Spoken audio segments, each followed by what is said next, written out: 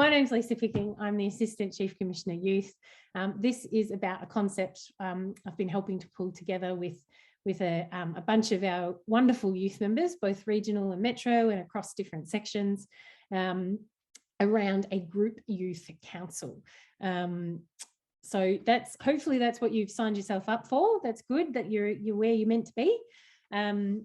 I'll just like to acknowledge the traditional owners of the lands in which we're all zooming in from around the state. I'm on the lands of the Bunurong people in southeast Melbourne and sort of southeast Victoria as well, and pay my respects to their elders past and present, and anyone in the room as well, any elders in the room, in the virtual room, of course. So we'll kick off, team. The first thing to say is that this is, as I said, something that I've been pulling together with the views and opinions and thoughts of some of our youth members across different geographical places, across different sections, and it's pulled in some of their ideas and made it a bit of a structure and a bit of a format.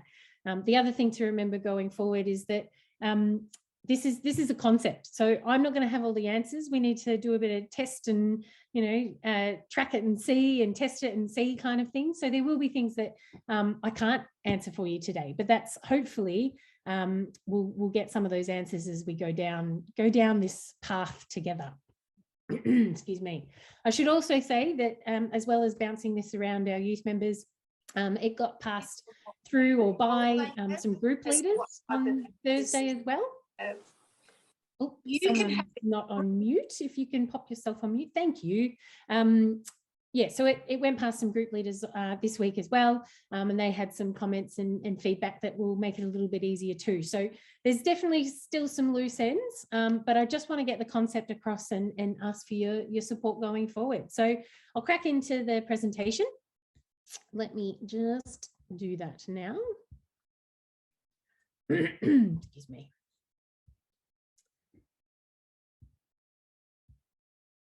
There we go. Hopefully everybody can see that. Belinda, I can still see you. Can you pop your thumbs up if you've got that visual on your screen? Ah, beautiful. Thank you very much. So as I said, concept pilot, and this is about a group youth council. I think the first thing to kick off here with team is that we're very particular about the wording of this, a group youth council rather than a youth group council. Our young people were quite strong on that youth group has certain connotations, whether that's a church youth group or another community youth group or something like that.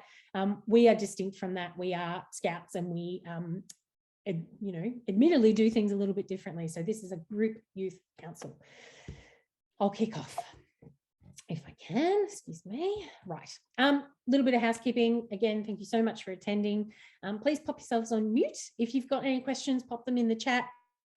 Cara, our moderator, will be helping me get across all of those. If you've got other questions, you can pop them in via the website, which I know people have been using throughout the day. And then just also, we're all here for the right reasons. We're all here for our youth members and the opportunities that we can hopefully help provide them. So please remember your Scout law and be respectful to everyone in the room. We'll kick off straight away with benefits of a group youth council. So the idea of this is that it's a youth voice to group council, group support committees, right at the heart. You've got it right at the source. It's for the best interests of our youth members, and priority one is always our youth members. We're a youth movement, that's what we do, but this will be a constant reminder of who's at the centre of these conversations.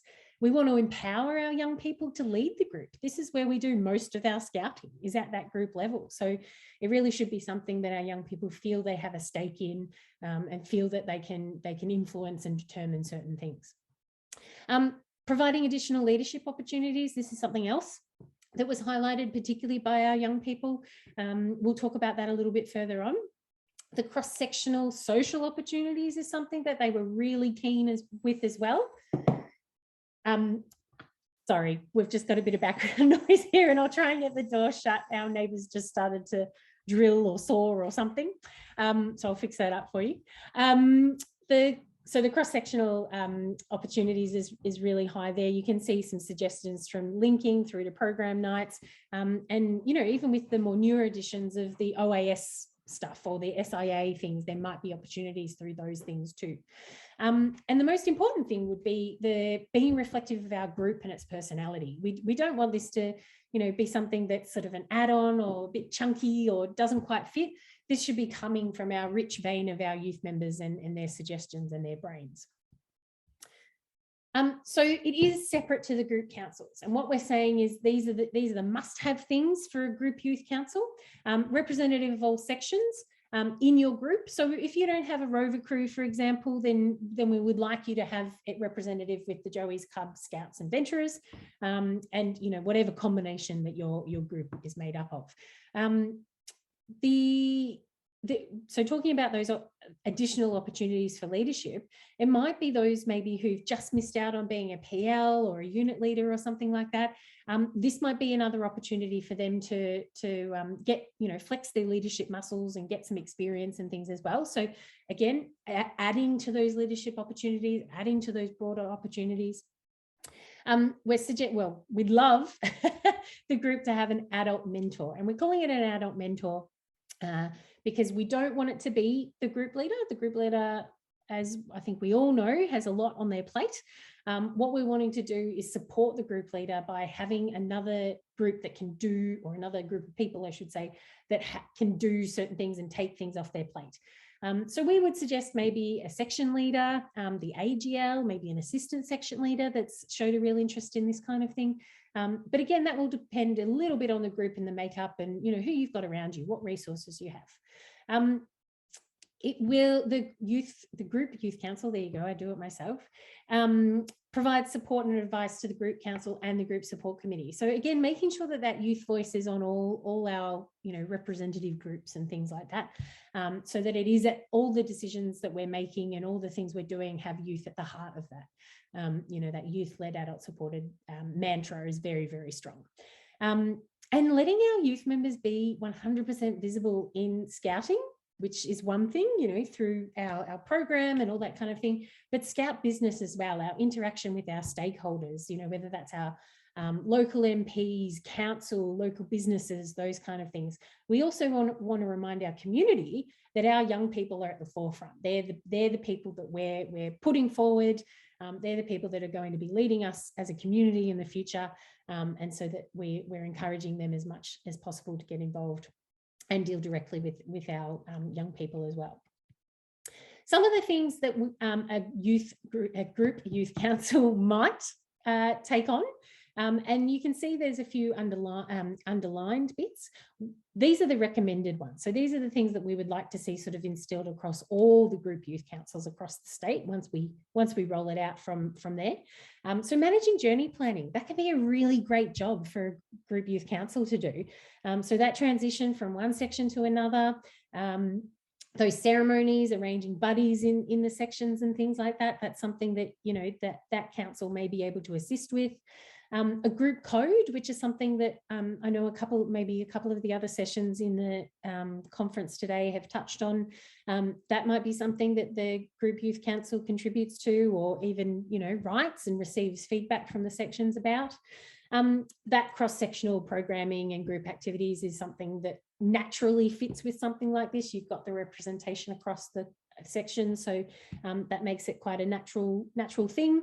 That strategic planning light, you potentially, or you probably will have youth members that will be in the group in 10 years time, or associated with the group in 10 years time. So what do they want it to look like? How do we get there? What things are we going to be interested in? Make it an annual piece of work, or even more than annual. Make it that living document that we can return to. Selecting themes and those kind of things, whether that's sustainable development goals, the SDGs there, or something through to environment or heritage. You could do a theme a term or a theme a year, or whatever it is that suits your group. That can be maybe determined, and some activities and things facilitated by the group youth council. Peer review programs. This was something that the young people brought up. They thought it might be a good idea. Maybe there's some feedback coming through that youth members aren't maybe getting the programs they want, or, you know, it's not quite coming off. Well, what are the issues? Can we pull it apart? Can we give you some fresh ideas? What kind of things there? And look, a lot of groups already are doing this, preparing and running ARAPs. There's often a project patrol, if you like, that are doing these kind of things. We could make it a group youth council activity, or potentially it's a spin-off. It could be, as I said, a project patrol to run off and do those things. The last couple of ones there, you can see around that scout business that I was talking about. So, you know, being, you know, the liaisons with our external stakeholders, championing our program and our leadership to community, those kind of things. And then that outward facing stuff. So maybe you've got an internal letter that our group youth council can contribute to, but it might also be an externally facing social media presence or something like that, you know, that group can help either draft posts or, you know, determine the content of those posts. If you're doing a recruitment drive, particularly for your Joeys or Cubs, for example, speak directly to the Joeys and Cubs to determine what, you know, you might put in those posts that would attract young people and their families to want to have a look at scouting. So there's a couple of things there. As I said, the underlying things, the underlined items are the ones that we would really recommend going forward, is the things that you include. But look, once these things get rolling, there might be a whole raft of things that the Group Youth Council can contribute. Does this take away stuff from the Group Council? Yes, it does. We're talking about lightening the load on Group Councils and GLs and all those wonderful people who put so many hours in, but it's also about giving them tangible projects to work on and things to influence the group for, and those kind of things. So it's really about sharing the load, sharing the knowledge, giving opportunities to create experience, and also for them to have their influence seen in the group as well. There's obviously, and you can see the majority of them there, there's things that are not within the remit of the Group Youth Council. I think we're all fairly in agreement with those things. And it's very much worth saying that the Group Youth Councils do not replace the Group Councils or the Group Support Committees for that matter. So those three bodies, if you like, work together. They're on the same level, they communicate with each other and support each other. So they're constantly working together to further the group and make sure it's in a really strong position from whatever standpoint you're sitting on. What would a Group Youth Council look like? So as we've covered, we've suggested that it represents each section of your group. And if you're missing a section, that's cool. We can work towards that and include them later, but certainly make sure that you've got your core there. The chair of the Group Youth Council should be appointed from this group. And we would love to have representatives from the council also attend Group Council and Group Support Committee meetings. Again, it's about embedding that youth voice at all opportunities, I should say, to represent youth voice at those meetings.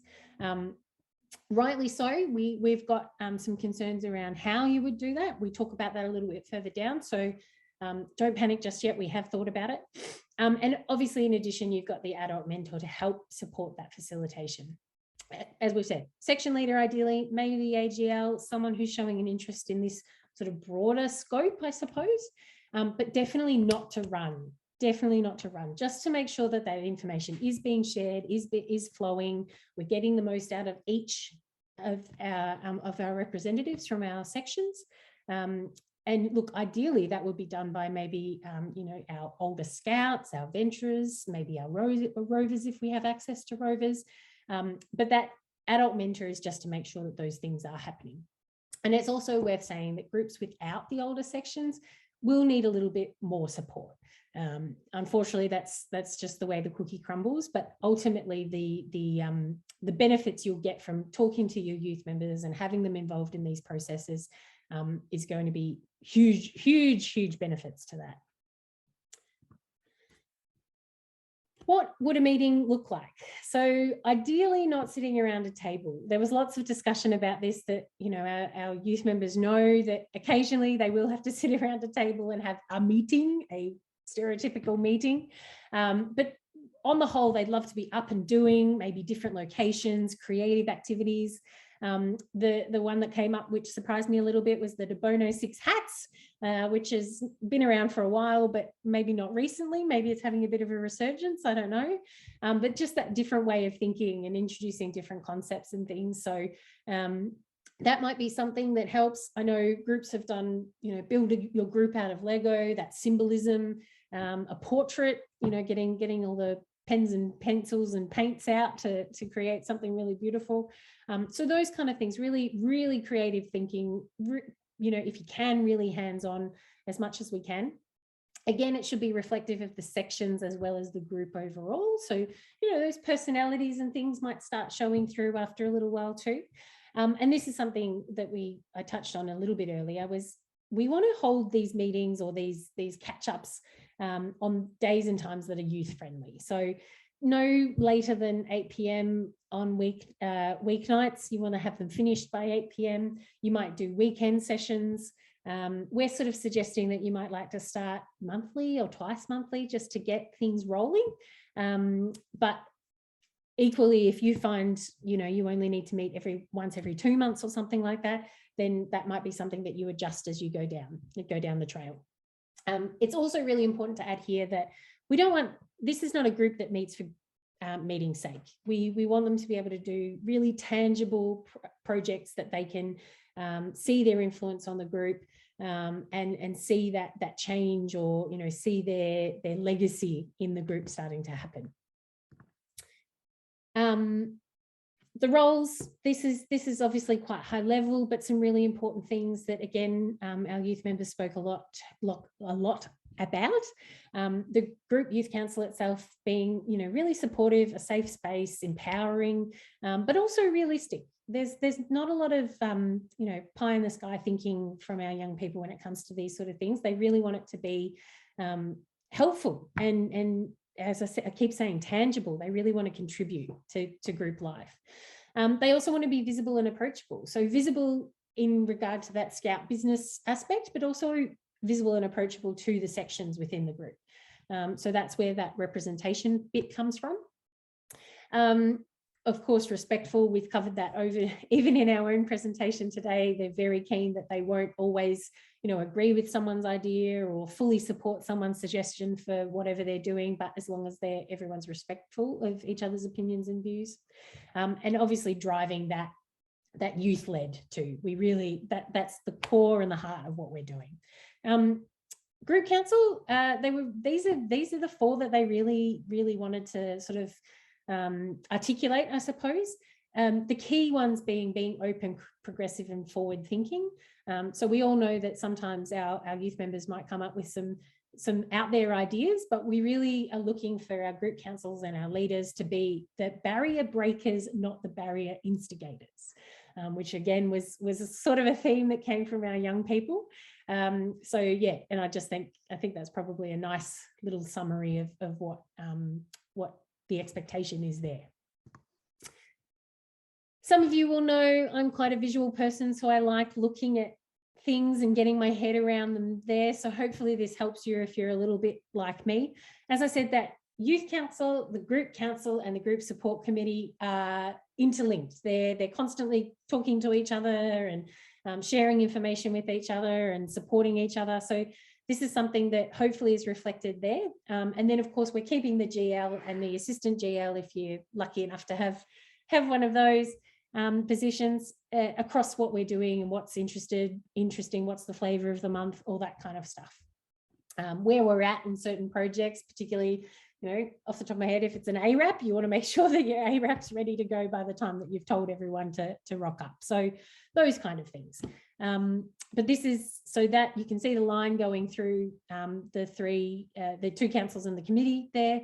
That's a two-way street of communication, and then obviously leading up to the group leader to make sure that they're across what's happening as well. Things to keep in mind. So we've touched on this a little bit already. The projects, meaningful, tangible work, stuff that actually needs doing. We want to lighten the load of the group council or maybe the group support committee, and give it to the young people that can actually see their work making a difference to the group. As I said before, not meeting for meeting's sake. You might meet, as I said, semi-regularly in the beginning to sort of establish things and get your plan going. Maybe there's a timeline, you know, your ARAPs will be maybe around, you know, July, August, September. You've got that built in. You might want to hit up your local councillors and things early in the year so they know you're there and invite them intermittently to things. So that kind of thing might take a little bit of that planning work, but you know, if things are cruising along and no one's got anything to report back on, you may not need to have a meeting that month. That information sharing piece, super important. And this is something that we haven't given a lot of thought to.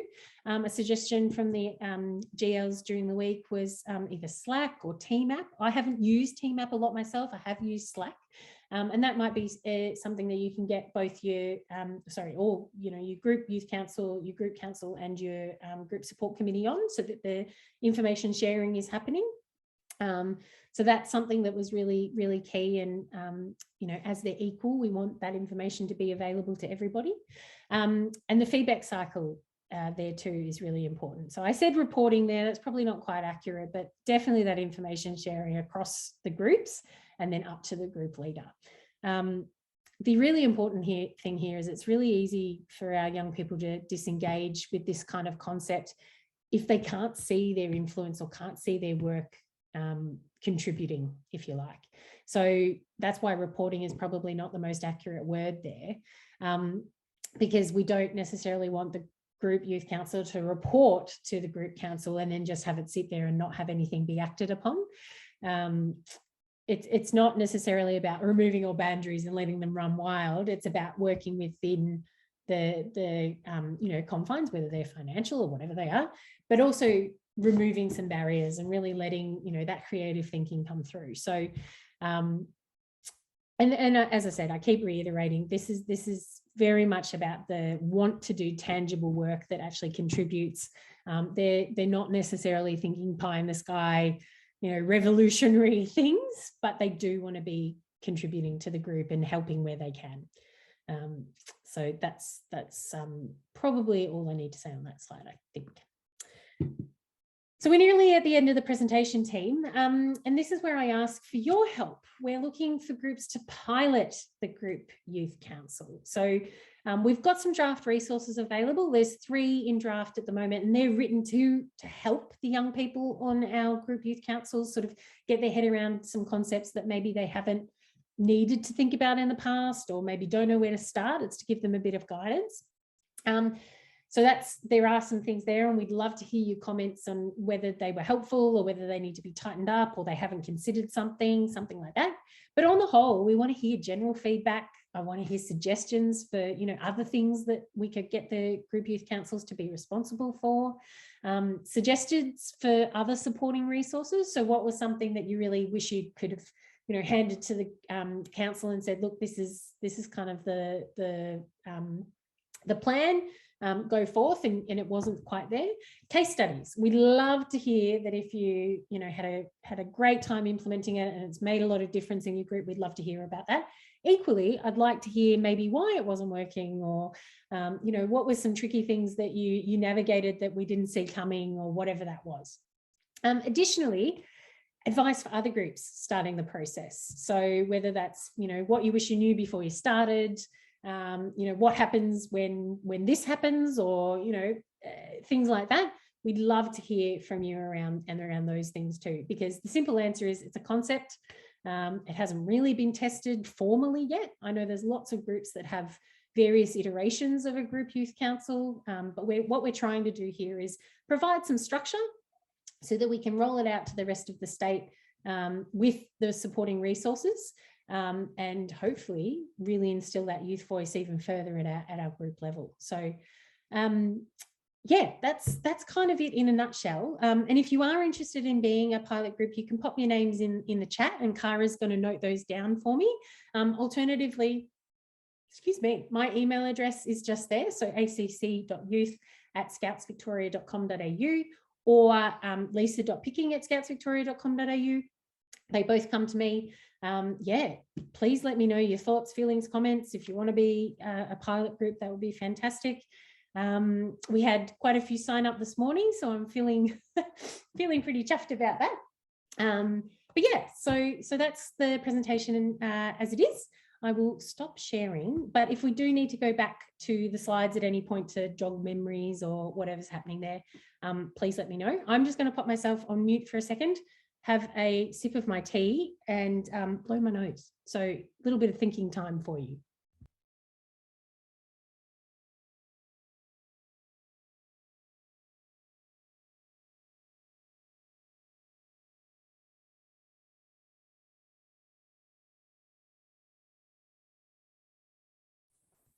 All right, she's back. She's got the lemongrass and ginger tea. She's doing well. All right, gang. Now that you've given you a few seconds to sort of digest a little bit, I think I'll have a little look at your questions. Yeah, we've had our youth run our ARAP for 4 or 5 years. Absolutely, Belinda. That's quite common. But there are still groups who, and even districts and regions who haven't quite grasped onto that just yet. So this would be something that we'd really like to structure in if we can. And as I said, it's really about providing that structure for the groups that don't already do it. Maybe they just haven't considered it. That's fine too. We just suggest that that's one of the things that they take on.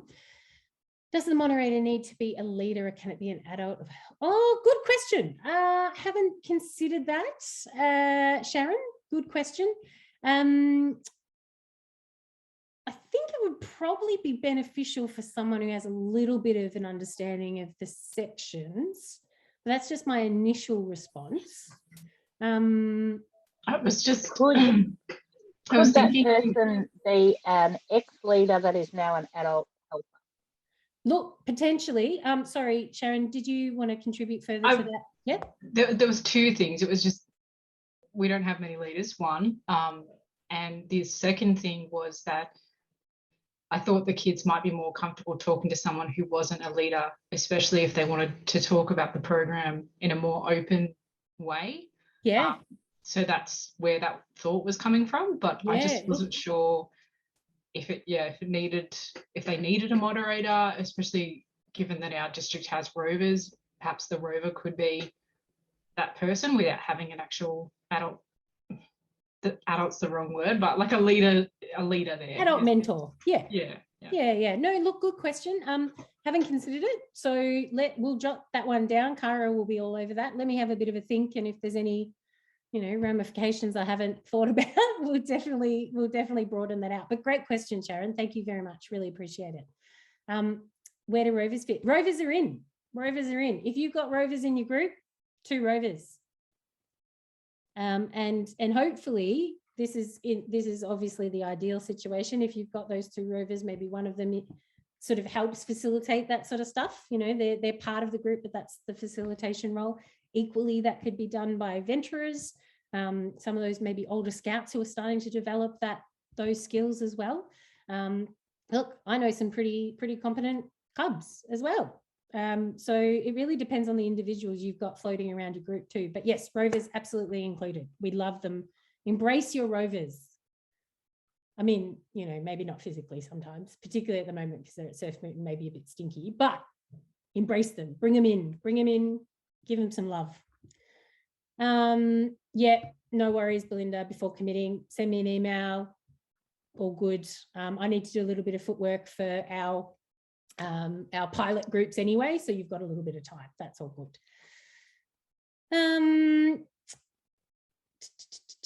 What else we got? Thanks, Roy. Appreciate that. Yeah, look, and this is something the district region level, we're starting with groups because we think that, home is where your group is, home is where your heart is. So start with them. They're your first scouting family in most cases. But we'd love to see it go to a district or a region level and start building, the capacity at those different stages as well, and providing more and more opportunities. Excuse me.